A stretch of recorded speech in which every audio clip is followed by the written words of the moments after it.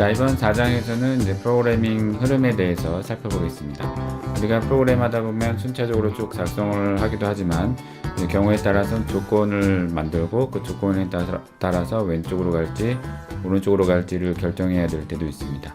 혹은 이제 다양한 값에 따라서 수행되어야 될 문장을 선택하거나 아니면 필요하면 해당 문장을 계속 반복하거나, 자, 이런 어떤 흐름의 제어가 필요할 수 있죠. 물론 이제 정상적인 흐름만 있는 건 아니고 어떤 특정 예외가 발생하면 그 예외를 잡아서 처리해 주거나 아니면 그 예외를 화면에 뿌려주기도 하는 그런 어떤 장치도 필요합니다. 그래서 이번 장에서 그것들을 하나씩 살펴보겠습니다.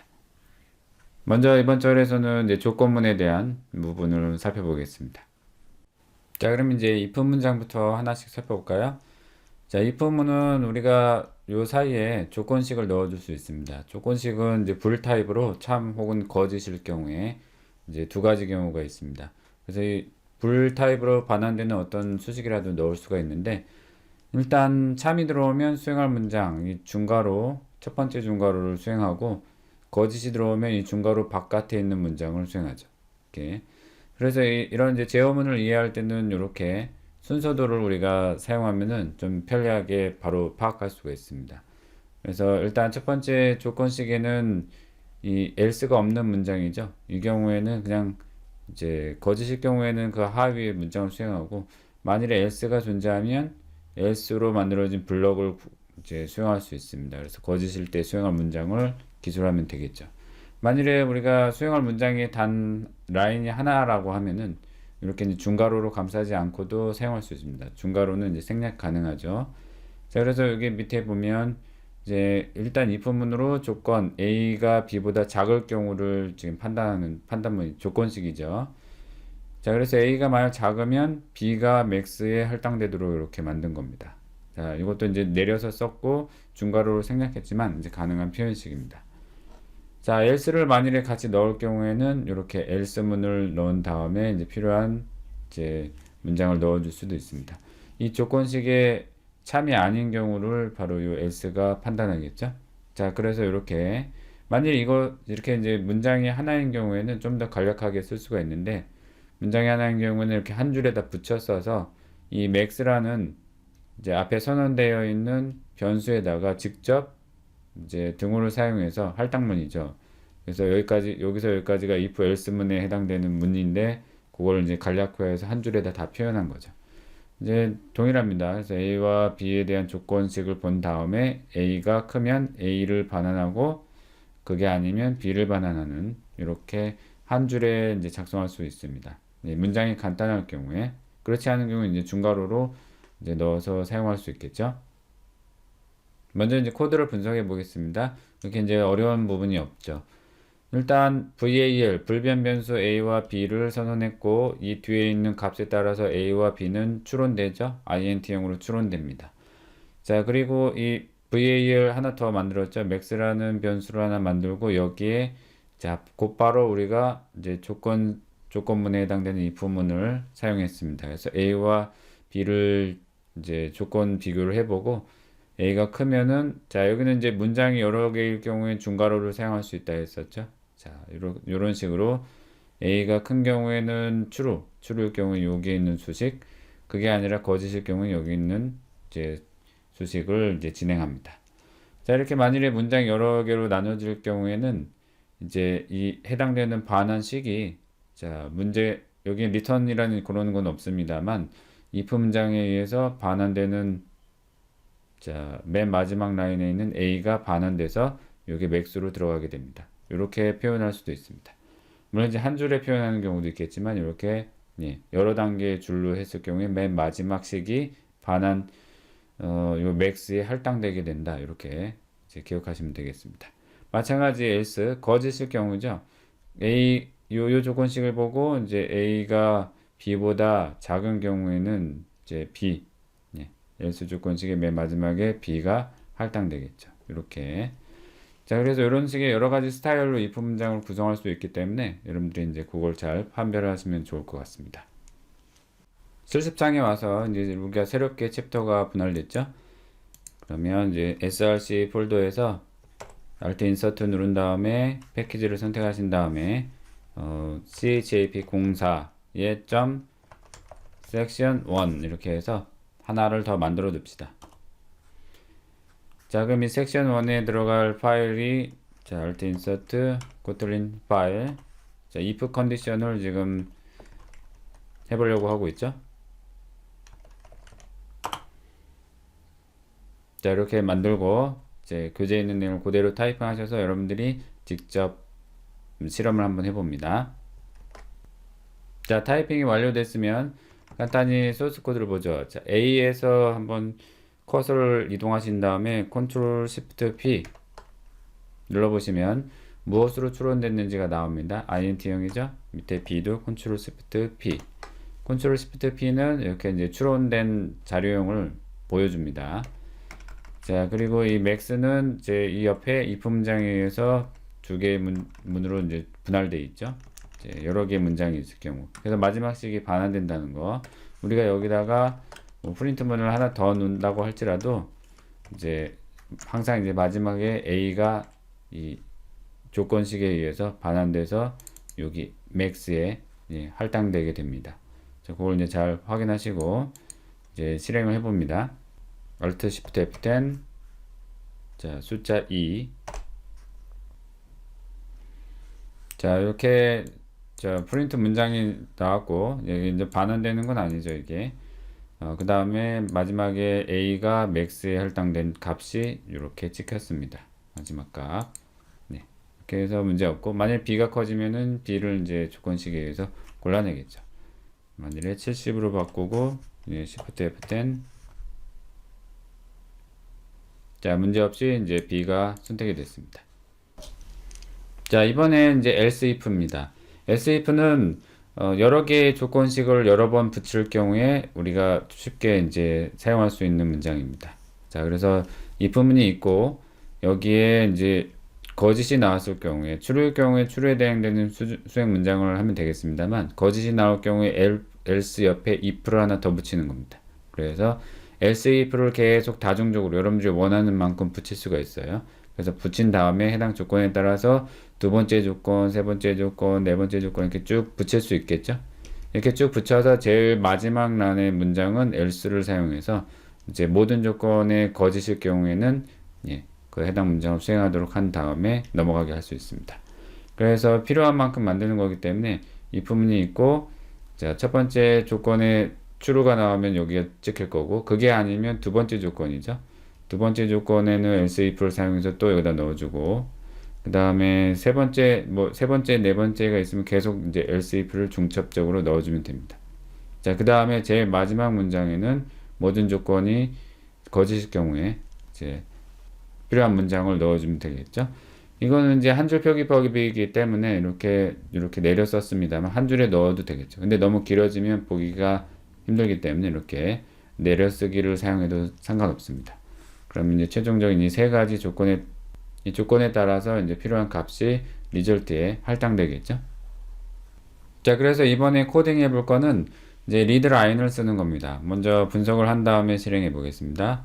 자, 메인에 일단 이 첫 번째 세 줄엔 이제 어떤 특정 입력을 하기 위한 부분을 이제 작성을 한 건데 명령행으로부터 뭔가 입력을 받기 위해서 우리가 readline이라는 요 함수를 사용했습니다. 리드라인은 나중에 입출력문에서 좀 더 자세히 볼 거긴 한데 이제 콘솔 장치라고 하면 우리가 텍스트로 입력할 수 있는 어떤 이제 창이 있겠죠. 그 창으로부터 값을 받아들입니다. 리드라인. 자, 리드라인의 이름에서도 알 수 있듯이 라인별로 그러니까 한 줄 단위로 받아들입니다. 그래서 줄 단위로 우리가 만일에 엔터를 눌렀을 경우에 그 해당되는 값의 문자열을 가져옵니다. 문자열을 가져와서 얘를 일단 값으로서 우리가 정수용 값으로서 뭔가 판단을 하려면은 변환해 줘야 됩니다. 물론 여기서는 실수용으로 변환했네요. 실수용으로 뭔가 판단하기 위해서 그래서 점을 누른 다음에 이제 변환하고자 하는 API를 사용할 수 있습니다. 자, 이것도 이제 나중에 다시 자세히 살펴볼 거긴 합니다만 뭐 toInt, toDouble 이런 식의 여러 가지 API가 준비되어 있습니다.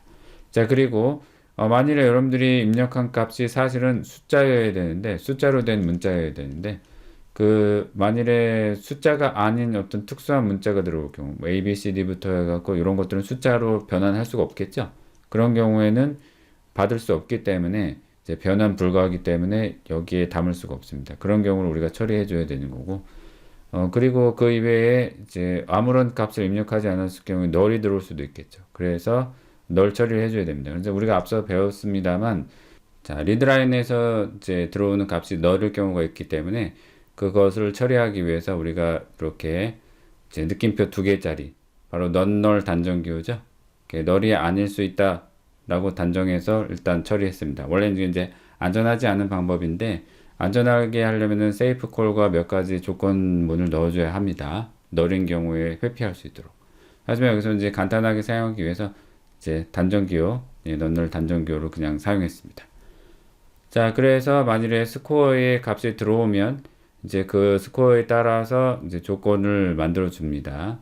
이제 먼저 그레이드라는 요 변수를 통해서 F라는 걸 먼저 초기화하고, 자, char 타입은 캐릭터 문자 타입이죠. 문자 타입은 이제 단일 문자, 자, 싱글 쿼터션 안에 A, B, C, D 뭐 이런 식의 특정 문자 하나만 담을 수 있는 형식입니다.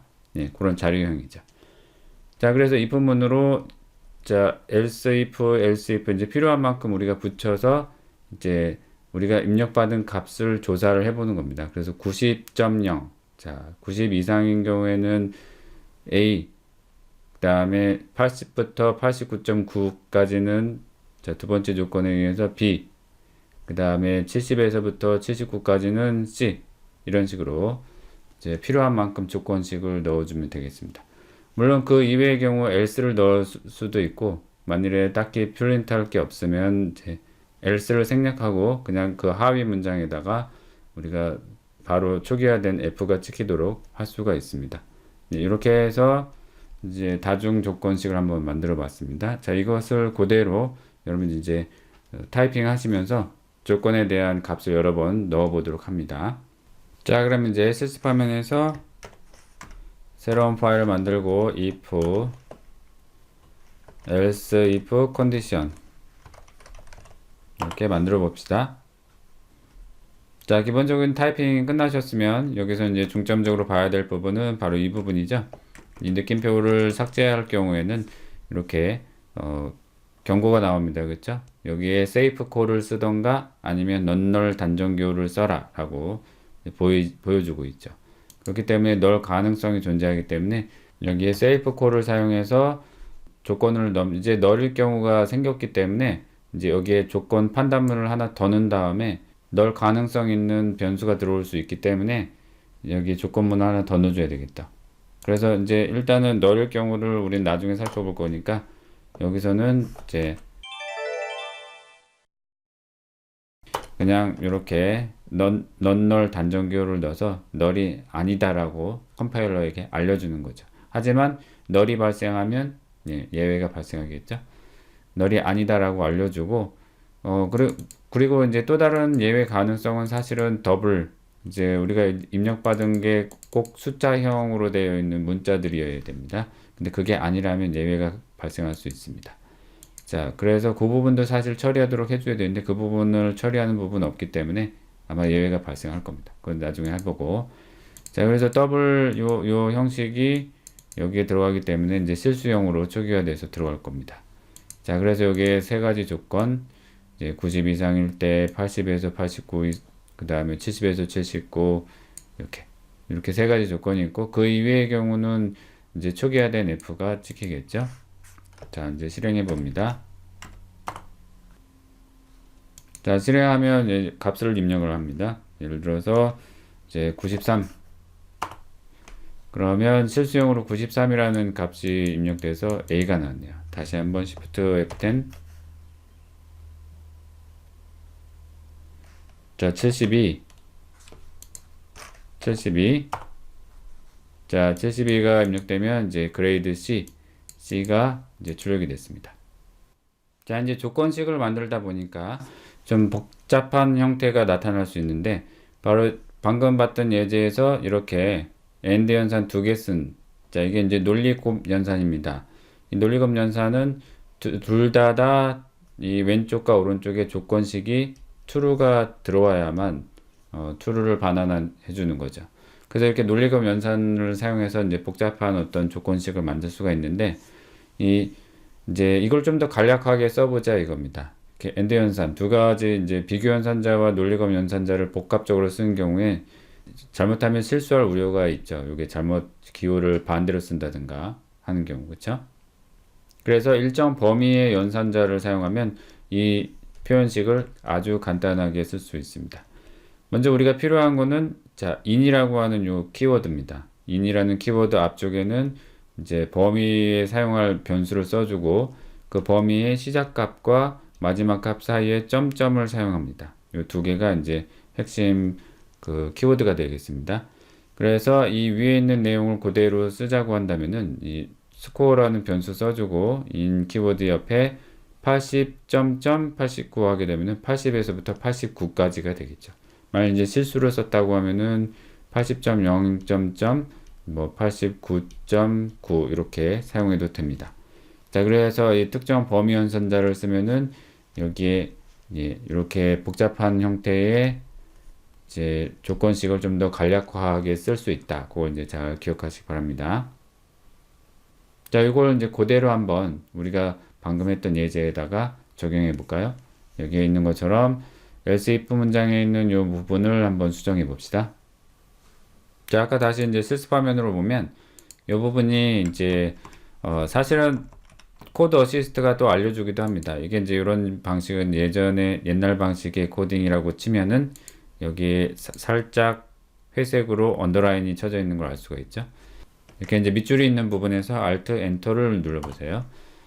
자, 그러면 어때요? 첫 번째 여기에 Convert to Range Check라고 되어 있죠. 그래서 이제 범위 형태로 범위 연산자를 사용하는 형태로 바꿔줍니다. 자, 엔터.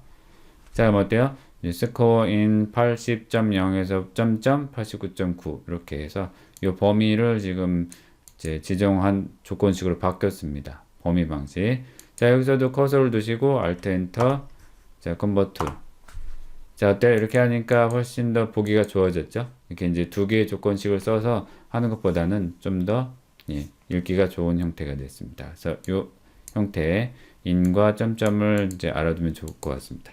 다시 한번 Shift F10 눌러서 실행. 자, 이번엔 이제 85로 한번 넣어볼까요? 자, 그레이드 B가 이제 제대로 나왔습니다. 자, 이제 범위 연산자 이제 사용해 봤습니다. 이제 기억해야 될 거는 항상 여기 시작값과 끝값이 반드시 포함이 된다는 거, 그걸 이제 잘 기억해야 됩니다.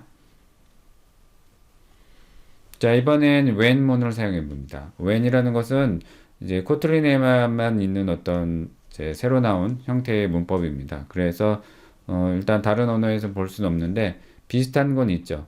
일단 C나 자바에서 보는 스위치 케이스라는 문장이 있는데 여러 개의 그 값 조건에 따라서 분개할 수 있도록 만들어진 어떤 형태가 있겠죠. 물론 if else에 else if를 여러 단계로 써서 사용할 수도 있지만 이 when 구문을 사용하면 좀 더 간략하게 표현할 수가 있습니다.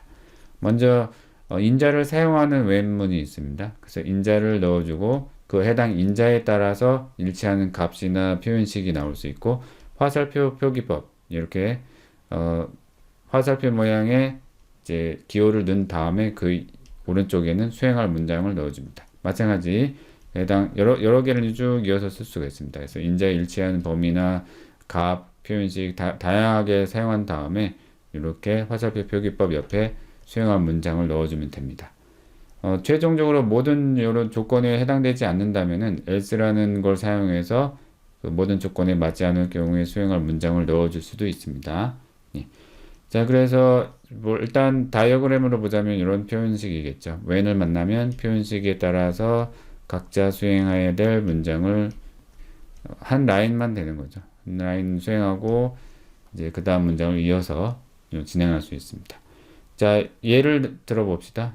x라는 변수에 만약 1이 들어있다고 치면은, 자, 여기 1, 요 경우가 되겠죠. 그래서 요 경우에 이제 프린트문으로 x는 1이라고 찍고, 그 다음에 두 번째 문장으로 내려가는 게 아니라 이 문장을 이제 탈출하고, 이제 그 이후의 문장을 진행하게 됩니다. 자, 스위치 케이스하고 비슷하지만 스위치 케이스에서 썼던 브레이크 같은 건 여기에는 보이지 않죠. 브레이크를 사용하지 않아도 이제 기본적으로는 해당 문장만 수행하고 바깥으로 빠져나가게 됩니다.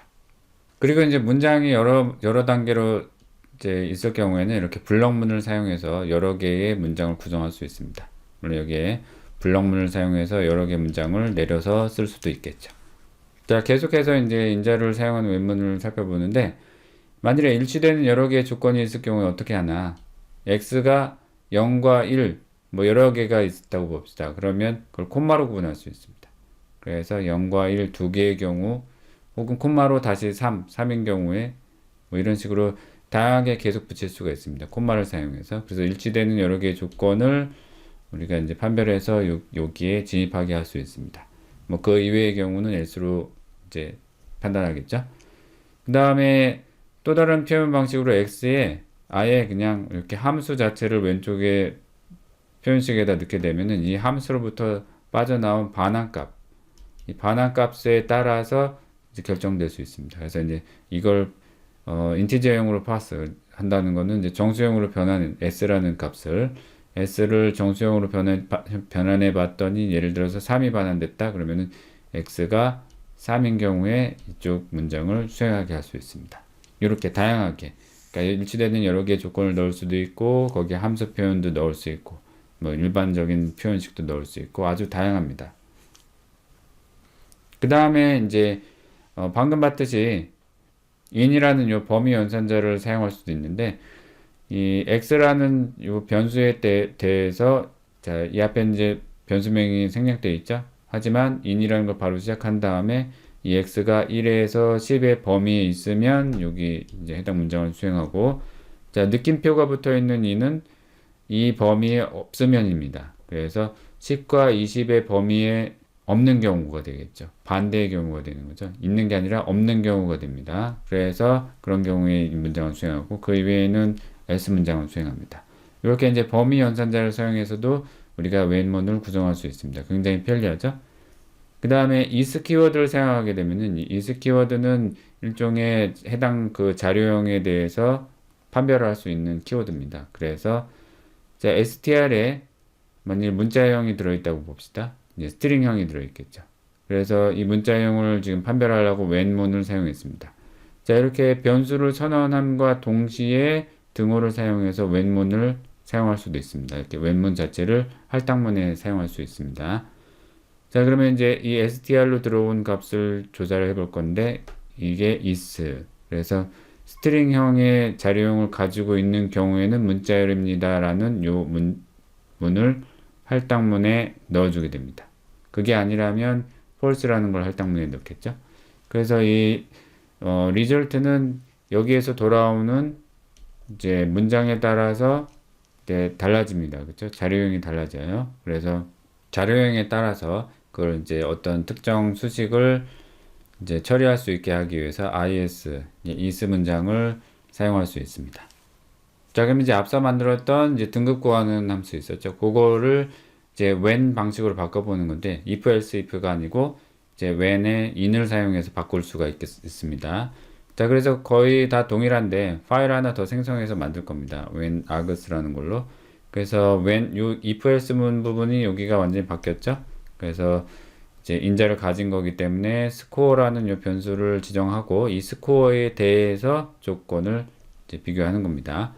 그래서 이 스코어가 90에서 100 사이다. 그러면 A, 80에서 89 B, 70 C. 그 다음에 그 이외의 경우, 예, 그 이외의 경우는 이렇게 조건을 만들어 줍니다. 그래서 최저값 70에서부터 100 사이가 아닌 경우가 되겠죠. 그래서 70에서 100 사이가 아닌 경우에는 더 낮은 값이니까 F, 예, F를 찍도록 해줍니다.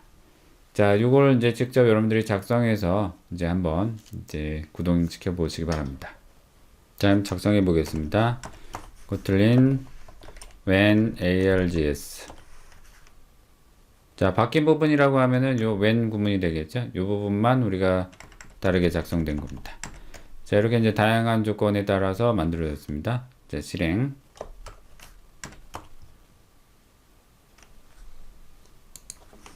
자, 85 자, 이제 문제없이 B가 나왔습니다. 그러면 이제 마지막 조건에 해당되는 요걸 한번 실행해 볼까요? Shift F10 이제 69. 자, F가 나왔죠? 이렇게 좀 더 보기 편하고 간략화된 형태가 됐습니다. 자, if else보다는 훨씬 더 코드가 간략하기 때문에 빠르게 작성할 수 있겠죠. 자, 그리고 이제 잠깐 살펴봤듯이 여기다 추가적으로 코드링을 해보면, 자, when 콤마 기준으로 값을 골라낼 수 있도록 해볼까요? 90.0, 100.0 이렇게 실수 표현이니까 뒤에 점 0을 넣어주고, 이제 이렇게 하게 되면은 예를 들어서 이제 pln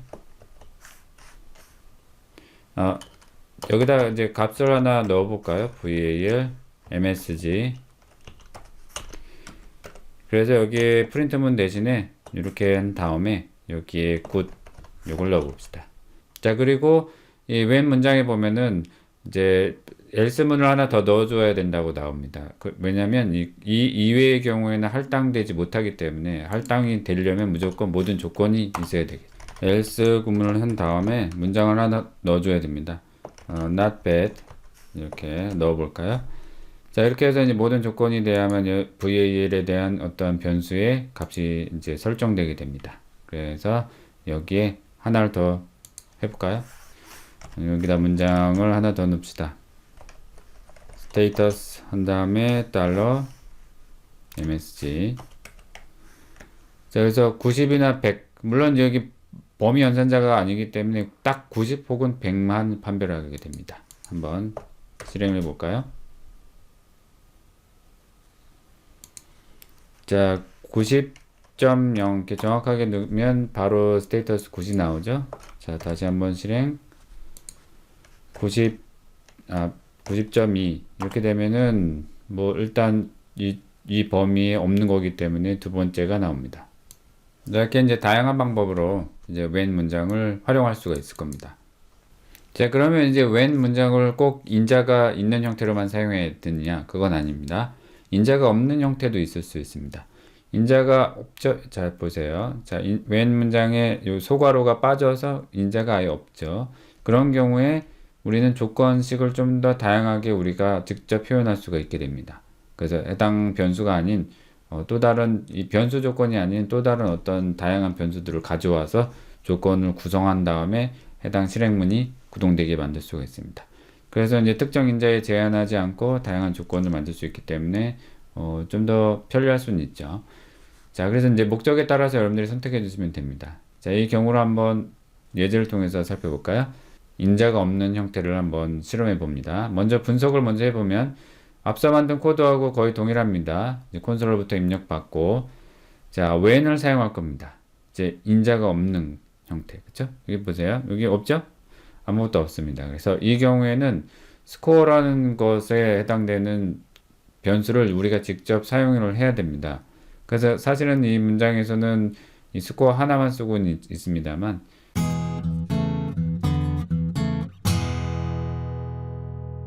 자, 그렇기 때문에 스코어를 직접 사용해서 이제 구성을 해야 되겠죠. 물론 여기서는 스코어 하나만 쓰고 있는데 다른 변수가 들어올 경우에 그걸 또 이용을 할 수가 있습니다. 그래서 이 스코어에 대해서 직접 이렇게 조건문을 우리가 구성해서 여기에 해당되는 이제 true가 나올 경우에만 이 오른쪽에 있는 구문이 실행되게끔. 자, 마찬가지 이 스코어가 이 범위에 있을 경우에 여기는 직접 이 스코어까지 포함해서 써줘야 되겠죠. 있을 경우에 B가 되고, 그 다음에 그 70에서 79.9는 C, 그 다음에 그 이외에, 자, 그 이외에는 이런 식의 조건을 넣어서 그 하위에는 전부 그레이드라는 안변수에 F를 넣을 수 있도록 이렇게 해줍니다. 자, 여기서는 이제 우리가 직접 다양한 변수들을 직접 할당할 수 있게끔 요 안에다가 넣어줬죠. 뭐 다양한 방식이 있습니다. 스타일이 많죠. 꼭 이 스코어가 사용되지 않고 다양한 변수가 쓸 때는 이 인수가 없는 when문은 아주 편리합니다. 그 경우는 인수 없이 사용할 수 있겠죠. 이제 코드로 바로 이제 실행해서 여러분들이 직접 실험해 봅니다. when no args. 여기 중점은 이제 when 구문이죠. 이 구문에 자, 이렇게 우리가 조건식에 따른 어떤 변수를 직접 넣어줬다. 사실은 여기에 이제 인수가 들어갈 수도 있지만, 그쵸? 인수를 생략하고 직접 우리가 다양한 인수들을 넣을 수 있었습니다. 이런 경우에는 이제 이런 비교문을 통해서 우리가 추가적인 조건을 넣을 수 있다는 거. 이제 그게 이제 중점이 되겠습니다. 똑같이 이제 실행을 하시고 해당 구문이 잘 작동하는지 이제 확인해 봅니다. 이렇게 해서 이제 작동하는 데는 문제가 없었습니다. 자, 이제 when의 마지막 방법으로 이제 n이라는 객체를 사용해서 다양한 자료용을 받아보자 이겁니다. 이것도 이제 차차 배우게 될 건데 any는 이제 모든 클래스의 가장 상위의 클래스가 됩니다. 그래서 any는 어떤 것도 낼 수가 있죠. 그렇기 때문에 이제 이 함수로부터 any를 받고 이 when 문장에 any로 이제 생성된 요 객체 매개 변수에 있는 요 내용을 가지고 판별하는 겁니다. 그래서 이 오브젝트, 그러니까 이제 어떤 자료용이 들어올지는 아직 모릅니다. 그래서 그 자료용에 따라서 1이 들어오면 이쪽으로, 문자열형인 헬로가 들어오면 이쪽으로. 그 다음에 is 문장을 사용해서 롱형이 들어오면 이쪽. 그 다음에 마찬가지 is 문법의 느낌표를 사용하게 되면은 해당 자료형이 아닌 경우가 됩니다. 그래서 이제 스트링이 아닌 모든 경우는 이쪽으로 프린트가 되게끔. 그 다음에 이제 항상 모든 경우에 이제 수에 벗어나는 else 문장을 넣어줘야 되겠죠. 그 경우에는 unknown이라고 찍으면 되겠습니다. 그래서 이 메인 함수에서 각각의 케이스 요 펑션에다 넣은 거죠. 케이스라는 요 펑션을 호출해서 각각의 인자에다가 지금 우리가 뭔가를 넣었습니다. 그래서 헬로는 문자열, 일은 정수형, 그 다음에 현재 시간을 찍어보는 요 API는 이제 시스템에서 가져온 겁니다. 그래서 시스템에 기본 포함된 API를 사용한 거고, 여기서 이제 롱형 값으로 들어오게 됩니다. 그 다음에 myClass라는 거는 요 위에 선언되어 있는 이제 비어 있는 그냥 클래스입니다. 아무런 이제 프로퍼티나 메서드가 지금 준비되어 있지는 않죠. 뭐 클래스는 다음 장에서 다시 알아볼 거긴 합니다만, 그래서 이 클래스에 대한 객체를 이제 지정을 한 겁니다. 비어 있는 객체. 자, 이렇게 해서 이제 다양한 자료용을 받을 수가 있습니다. 자, 마찬가지로 이제 항상 실습 화면으로 돌아와서 이제 여러분들이 그 코틀린 파일 만들고 항상 이제 실행을 직접 해보시면서 다양하게 값을 변경해서 이제 테스트하는 게 중요합니다. when 구문을 사용할 거고 any라는 케이스를 만들기로 했었죠. anyAgs라고 해볼까요? 자, 클래스는 다음 장에서 배우긴 합니다만 이제 이렇게 빈 형태로 선언을 해서 클래스를 정의할 수가 있습니다. 그 다음에 해당 클래스를 사용할 때는 이렇게 소괄호를 사용해서 생성자라는 걸 호출하게 됩니다. 하지만 이제 이런 개념은 우리가 나중에 다시 알려드리고, 이 생성자로부터 객체가 만들어진다, 그것만 잘 기억하시면 될 것 같습니다. 자, 그 다음에 이제 hello라는 요 문자열 값이 들어오면은 이 문자열 값을 이 obj에다 전달하게 되겠죠. any에다가. 이 any는 무엇이든 될 수 있기 때문에 이렇게 다양한 자료용을 다 받을 수가 있게 됩니다. 스트링형, 정수형, 그 다음에 시스템 패키지로부터 들어온 이제 롱형 값, 이것들을 이제 받을 수가 있죠. 그거에 따라서 이제 케이스 when문에 의한 이제 다양한 케이스들을 이제 우리가 판별할 수가 있게 됩니다. 그래서 이제 실행을 해보시면 이렇게 이제 표현됐죠. 이제 첫 번째 스트링형으로 들어온 요 펑션을 사용해서 찍은 거고, 이때는 요 두 번째 케이스로 들어간 거고, 그 다음에 정수형으로 들어올 때 롱형 현재 시간, 그 다음에 이제 이 myClass가 들어갈 경우에는 어떤 매치가 안 되기 때문에 이때는 이제 not a string, 스트링이 아닌 거죠. 자, 이렇게 이제 판별할 수 있었습니다. 자, 그래서 이제 4.1절은 이 정도로 정리할 건데 크게 어려운 부분은 없었습니다. 이제 if 문장의 조건식을 사용해서 이제 조건식이 참과 거짓인 경우에 따라서 문장을 수행할 수 있도록 해줍니다. 그 다음에 이제 else 문장의 거짓일 경우에, 아니면 좀 더 많은 경우의 수를 만들기 위해서 else if를 다양하게 붙여서 이제 사용할 수 있었죠. 이제 이 if else if를 사용하는 것보다는 좀 더 간략한 표현식으로는 when 문장을 사용할 수 있었죠. 이제 when 문장을 쓸 때는 인자가 있는 경우와 없는 경우로 나뉠 수 있고, 인자가 있는 경우에는 소괄호내에 대한 그 변수에 따라서 이제 수용할 수 있게 만들 수가 있었습니다. 그래서 그 조건을 만들 경우에는 범위 연산자라는 걸 사용할 수도 있었고, 그 다음에 비교문이라든가 아니면 논리 연산자를 사용해서 좀 더 조건을 이제 복잡하게 표현할 수 있었습니다. 외문에 인자가 없는 경우에는 우리가 직접 그 조건을 만들 수 있기 때문에 이제 다양한 이제 특정 하나의 변수에 지정하지 않고 다양한 형태의 어떤 내용물을 처리할 수가 있게 됩니다. 이렇게 해서 이제 4.1절은 간단하게 정리하도록 하겠습니다.